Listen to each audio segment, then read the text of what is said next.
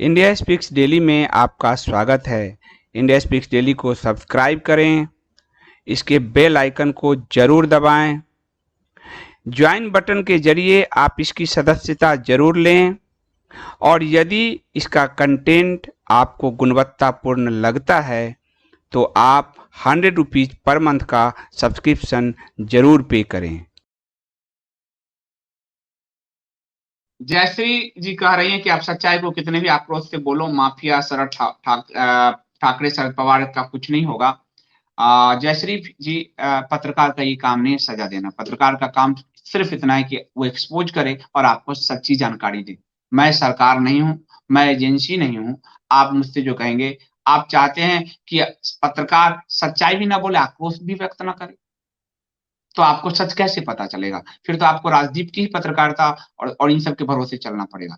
पत्रकार एक्टिविस्ट नहीं है, पत्रकार आपको सूचना देने का माध्यम है।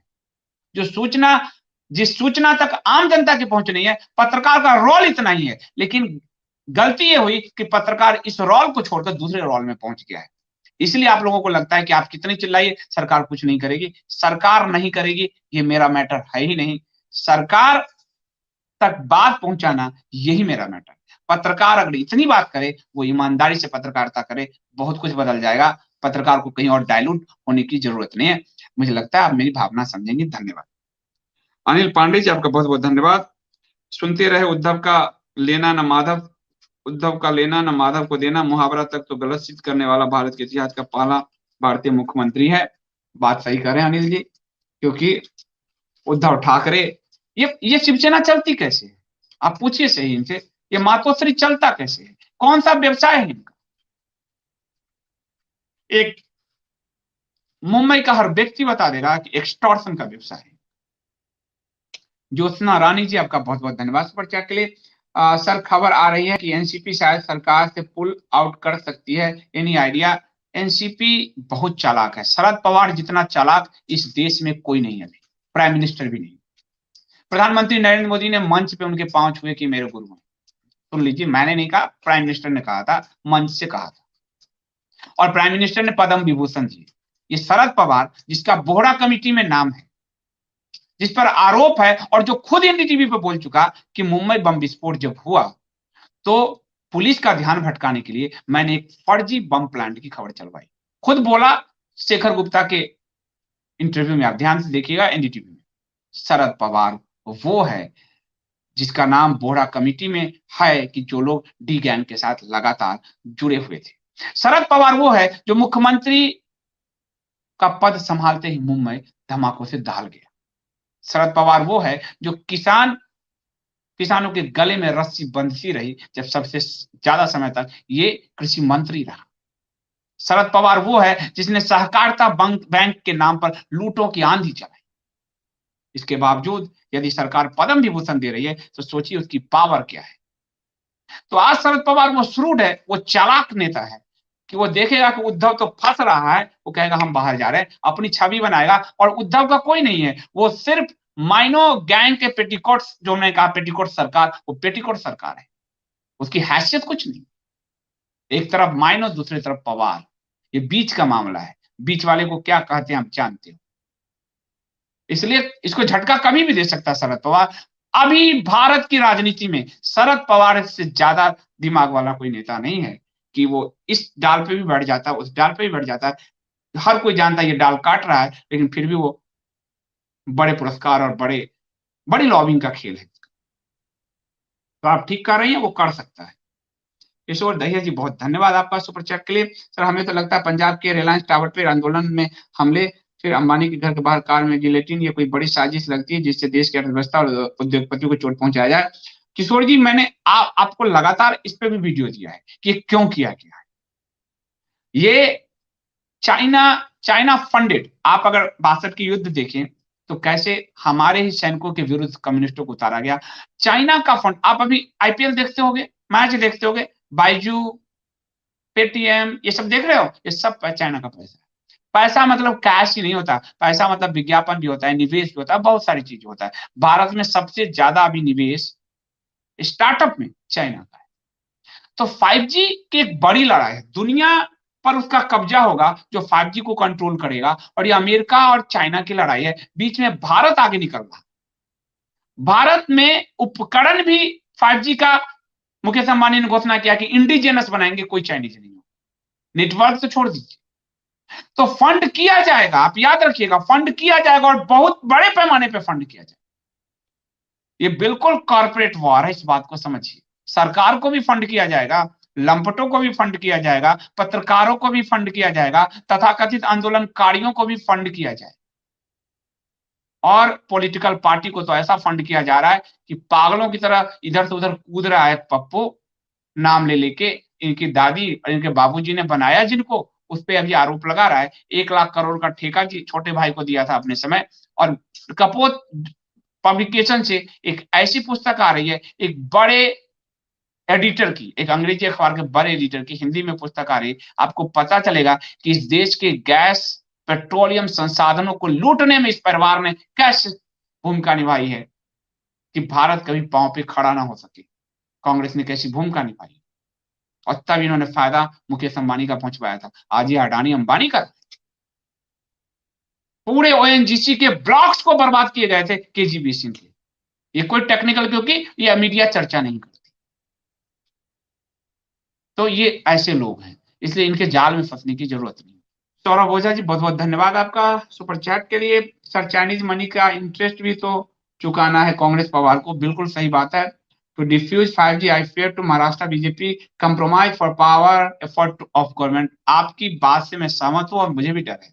इसलिए एक कीर्ति सुमैया, एक राम कदम, बाकी भारतीय जनता पार्टी के 105 विधायक चुप बैठे। थोड़ा देवेंद्र फडणवीस अभी विधानसभा में बोले, उनका मैं स्वागत करता हूं। ना सिर्फ बोले, लताड़ भी लगाया, एक्सपोज भी किया, धमकी भी दिया शिवसेना को। ये आक्रामकता बनी रहनी चाहिए, क्योंकि वहां आप किसी सरकार का नहीं, गुंडों का मुकाबला कर रहे हो, तो उस स्तर पर जाकर आपको मुकाबला करना होगा। जिसको फ्रेंच समझ में आती है, मैं उसे हिंदी में नहीं समझा सकता। गुंडों को गुंडे की भाषा समझ में आती है, आपकी शराफत नहीं समझ में आएगी। 105 विधायक अगर घेर दे विधानसभा, ये 50 के साथ उछल कूद जो यहाँ संसद में मनाता है, तो 105 महाराष्ट्र में कर दे, टिट फॉर टैट समझ में आ जाए। विनीता सिंह जी कह रहे हैं पवार के पर अब कतरने चाहिए, इलेक्शन पे उसकी नजर है, पीएम बनने का सपना देख रहा है, देखता ही रहेगा, कुछ होना है नहीं उसका। केवल महाराष्ट्र से आप प्रधानमंत्री नहीं बन सकते, और कोई आपको सपोर्ट नहीं देगा, महाराष्ट्र की जनता भी नहीं देगी। चुनाव लड़िए बिना गठबंधन के। चित्रगुप्त जी, बहुत बहुत धन्यवाद सुपर चैट के लिए। ऐसा ही बंगाल में होता है, लोगों को बम ब्लास्ट करवा कर डराया जा रहा है और मीडिया चुप करके बैठ जाती है, क्योंकि डर से पुलिस भी गुंडे ही है वहां। बिल्कुल सही बात है। आप यही देखो ना कि इस समय अगर भारतीय जनता पार्टी की किसी सरकार में ये होता और उसकी एक पुलिस, आप सोचो ध्यान से, किसी इंडस्ट्रिस्ट को, तो अभी तक राहुल गांधी तो पता नहीं क्या कर चुका होता, हवा में उड़ रहा होता, क्या क्या बकवास कर रहा होता, पूरी मीडिया उतरी होती, और राजदीप बरका ये सब इंटरव्यू कर चुके होते। और आज वो दुबके बैठे हैं और आपको असली न्यूज नहीं दे रहे। इसलिए कहा मैंने कि इंडिया स्पीक्स डेली का गूगल के प्ले स्टोर में जाइए, 5 MB का ऐप है, पढ़िए। आपको सब खबर तो हम नहीं दे पाएंगे, पर जो स्पेशल खबर आपको मिलेगी, आपको सच्चाई से के नजदीक लाने का हमारा प्रयास जारी है। ज्योत्सना जी, सर, अब का लॉ एंड ऑर्डर की सिचुएशन देखते हुए महाराष्ट्र में प्रेसिडेंट रूल आ सकता है? प्रेसिडेंट रूल आने को आएगा, लेकिन मुश्किल इसलिए है क्योंकि फिर कोर्ट जो है उसको बहाल कर देती है। और भाजपा ने ये कोशिश किया था 1-2 स्टेट में, तो कोर्ट जो है वहां पे आ गई थी। सुप्रीम कोर्ट आ जाएगा, हाई कोर्ट आ जाएगा, तो फिर फजीयत हो जाएगी। इसलिए भाजपा अगर प्रेसिडेंट रूल नहीं लगाती वो ठीक है, पर भारतीय जनता पार्टी परमवीर से पूछ सकती है, क्योंकि वो केंद्र का ही कर्मचारी है और वो पीएमओ का अधीन आता है, गृह मंत्रालय का अधीन है। उसको पूछ जरूर सकती है, उसको जरूर उठा सकती है। श्याम जी कह रहे हैं 105 विधायक अपनी ताकत क्यों नहीं दिखाते? वही तो हम भी रो रहे हैं, और क्या कर रहे हैं। देवों के देव महादेव एपिसोड है, चैनल उनका नाम है, उनका कह रहे हैं कपोत वेबसाइट से आपकी कुछ पुस्तकें आज आ गई हैं भैया, कहानी कम्युनिटी की पढ़ रहा हूँ, बहुत ही अद्भुत है। थैंक यू सो मच, आपका बहुत बहुत धन्यवाद। और कपोत.in पर आपको शंकर सरन जी की सारी पुस्तकें उपलब्ध करा दी गई है। धीरे धीरे जो ट्रू नैरेटिव्स की ओर ले जाने वाले लोग हैं, उन सब की पुस्तकें बारी बारी से आपको उपलब्ध कराई जा रही है। तो शंकर सरन जी की पुस्तकें आपको काफी काम आएगी ट्रू नैरेटिव्स बनाने में, फेक नैरेटिव्स को काटने में।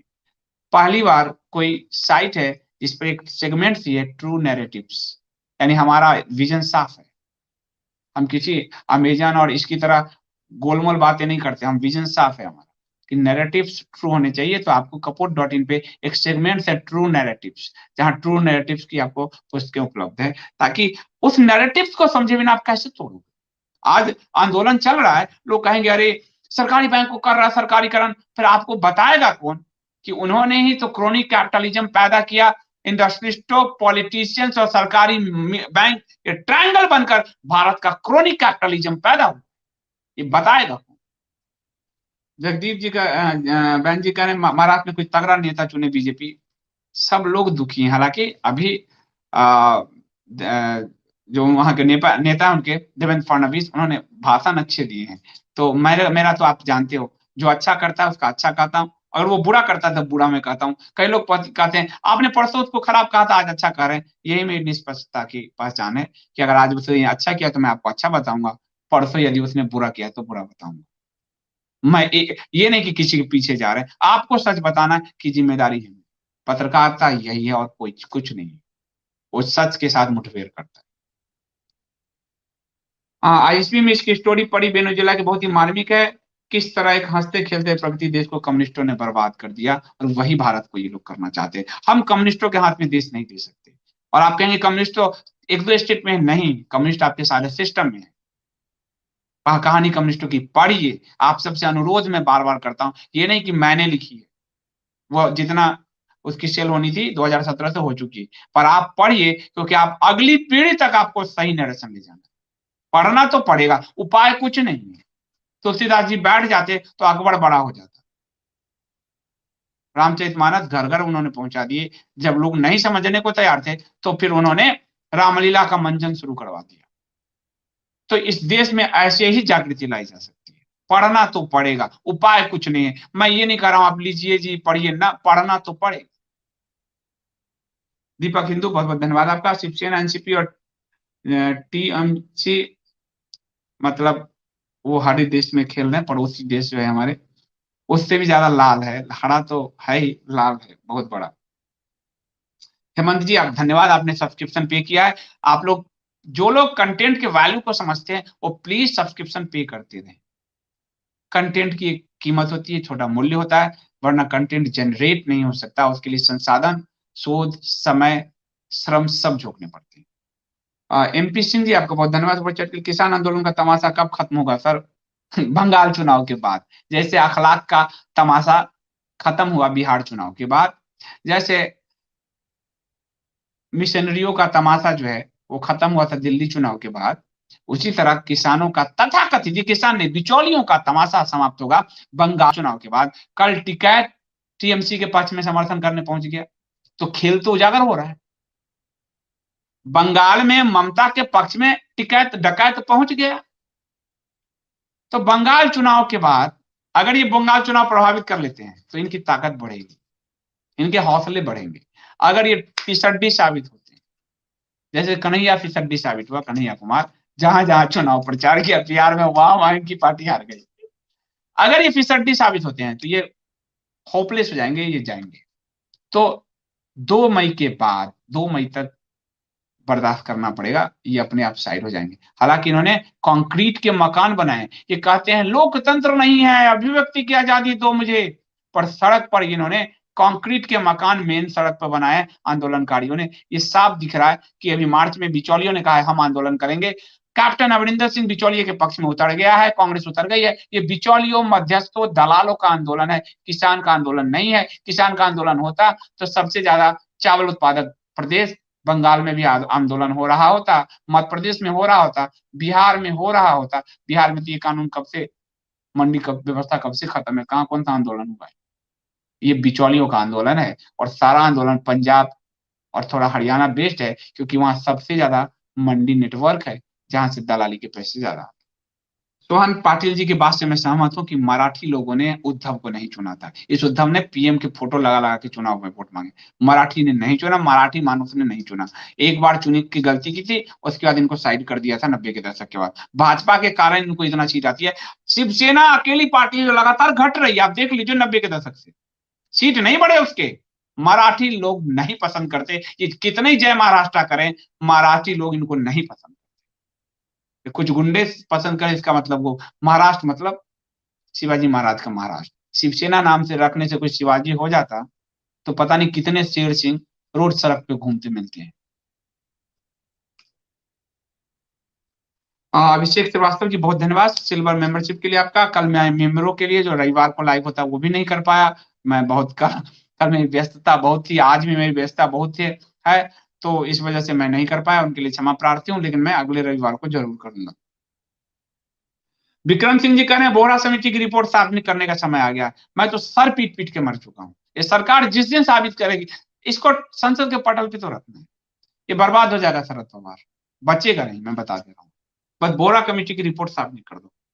मैं तो हाथ जोड़ता हूँ प्राइम मिनिस्टर और गृह मंत्री को कि आप लोग बहुत, एक आशा है आपके प्रति जनता का, आप एक टफ डिसीजन लेते हो कि आपने नोटबंदी से लेकर 370 तक और एयर स्ट्राइक से लेकर और सर्जिकल स्ट्राइक तक सब जगह जाहिर किया है। प्लीज बोहरा कमेटी की रिपोर्ट संसद पे रख दो। कोई नहीं कहेगा कि आपने इनको क्यों दिया पद्म विभूषण, शरद पवार को भूषण विभूषण जो भी दिया है शरद पवार, कोई नहीं पूछने वाला है। बोहरा कमेटी की रिपोर्ट रख दो, ये मर जाएंगे, तबाह हो जाएंगे। कांग्रेस के नेताओं के नाम है उसमें, सबके इनके नाम है, बराबर रख दीजिए बस। ये आपके हाथ में या किसी के हाथ, इसके लिए कोई कोर्ट की परमिशन नहीं चाहिए, आपको रख दीजिए। नीलम अवस्थी जी आपका बहुत बहुत धन्यवाद। कह रही है नीलम जी, संदीप जी एक बात है जो बहुत बड़ी है, पहले इतने जागरूक नहीं थे लोग, आपने बहुत सही टाइम पर लोगों की आंखें खोली है, बहुत बहुत धन्यवाद। पर मैं ही नहीं, बहुत सारे लोग काम कर रहे हैं, सबको श्रेय देना चाहिए। मैं तो छोटा सा एक गिलहरी प्रयास है, पर आप ऐसा मानती हैं तो आपका हृदय से बहुत बहुत धन्यवाद। पवन कुमार जी आपके नाम का उच्चारण क्या है मुझे एक बार और बताइए। सिल्वर मेंबरशिप के लिए आपका बहुत धन्यवाद करता हूं, पर उसका एक उच्चारण बताइए। सभी मेंबरों से मैं रविवार का जो 9 बजे रात का है वो आपके स्पेशल लाइव के लिए है, तो आप लोग जरूर पधारें वहां। निधि जी ठीक कर रहे हैं कि शिवसेना गुंडों पाती है पहले से ही। हेमंत जैन कह रहे हैं देश को पिछले 7 वर्षों में ढंग का विपक्ष नहीं मिल पाया है, तो आपके एक मजबूत प्रतिपक्ष मिलने की कुछ उम्मीद नजर आती है क्या? क्या कौन सा, आप बताओ क्यों नहीं विपक्ष मिल पाया, आप सोच के देखो। भारतीय जनता पार्टी के पास 150 से अधिक सीटें थी। ध्यान से सुनो आप, ध्यान से, 2004 से 14 तक के बीच में भारतीय जनता पार्टी विपक्ष में थी। आपने कभी भारतीय जनता पार्टी की आवाज सुनी? विपक्ष तो मैं कहता हूं तब नहीं था। आज 50 सीट वाले कांग्रेस रोज उदंडता करती है, फिर भी आप कह रहे हैं विपक्ष नहीं, रोज उदंडता करती है, संसद में गाली गलौज करती है, पर्चे फाड़ती है। वो आम आदमी पार्टी का 3 सांसद है राज्यसभा में, वो बेल में पहुंच के कूद फान करता है। अब क्या चाहिए? और विपक्ष बनाने की जिम्मेदारी सत्ता पक्ष की नहीं है, विपक्ष की खुद की है। क्यों एकजुट नहीं हो पा रहे हैं वो किसी बिल पर? क्यों? क्योंकि उनको, विपक्ष को राहुल गांधी का नेतृत्व स्वीकार नहीं, जो जबरदस्ती सोनिया माता जो है अपने बेटे को थोपना चाहती। ये विपक्ष की गलती, इसमें सत्ता क्या करे? विपक्ष, भारतीय जनता पार्टी जब विपक्ष में थी उससे ज्यादा मजबूत ये दिख रही है, हालांकि सीट इनकी कम है उनकी ज्यादा थी। अब ध्यान से देखो, 4 से 14 का स्टडी करो। मैं पत्रकार था, उसमें नौकरी करता था एज ए जर्नलिस्ट। मैं आपको ये बात अपने दावे से कह रहा हूं, कभी मैंने सुषमा स्वराज, अरुण जेटली जी की आवाज भी नहीं सुनी। अडवाणी जी जब 2009 में संसद के अंदर पैसे लेकर दिखा रहे थे, असहाय से खड़े थे, असहाय से खड़े थे।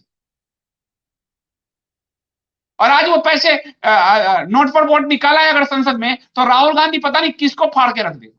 तो विपक्ष नहीं दिख रही है, विपक्ष है, पर विपक्ष अपने देश हित में नहीं, अपने उन आकाओं के हित में काम कर रहे हैं, इसलिए आपको वो डायलूजन वर्जन उसका ज्यादा दिखता है, डायलूट वर्जन ज्यादा दिखता है, क्योंकि वो भारत के लिए नहीं काम कर रहे हैं, वो दूसरे देशों के एजेंडे को फुलफिल कर रहे हैं। कल जो हमारे विदेश मंत्री हैं उन्होंने कहा इस बात को, विदेश को लेकर, कि वो अपने अपने घर में झांके, तो वो उनके एजेंडे को फुलफिल कर रहे हैं, इसलिए उनकी वो विपक्ष की ताकत दिख नहीं रही है। विपक्ष देश के लिए रहता तो जनता की ताकत तब तो उनसे जुड़ेगी, जनता की ताकत कैसे जुड़ेगी? आप बताइए हेमंत जी, बताओ आप कैसे जुड़ेगी? पवन कुमार जी ने अपना नाम लिखा है, मेरा नाम शेखर मंत्री पवन कुमार है। शेखर मंत्री से पवन कुमार, बड़ा यूनिक सा नाम है, मैंने पहली बार सुना है, तो अच्छा लगा मुझे, इसलिए मैंने कहा उच्चारण से पूछ लेता हूँ। बहुत बहुत धन्यवाद, बहुत धन्यवाद। दीपक जी कह रहा है आप बोलते बहुत अच्छा है, बोलते रहिए। मैं बोलना मेरा काम नहीं है, जागृति लाना है। आप जागिए तो बोलना सार्थक है, वरना बोलना दो कौड़ी का। पवन जी, रवि जी, सबको बहुत धन्यवाद। अब मैं इसको समाप्त करता हूँ और मैं मिलता हूँ आपसे कल 3:45 में। बहुत बहुत धन्यवाद।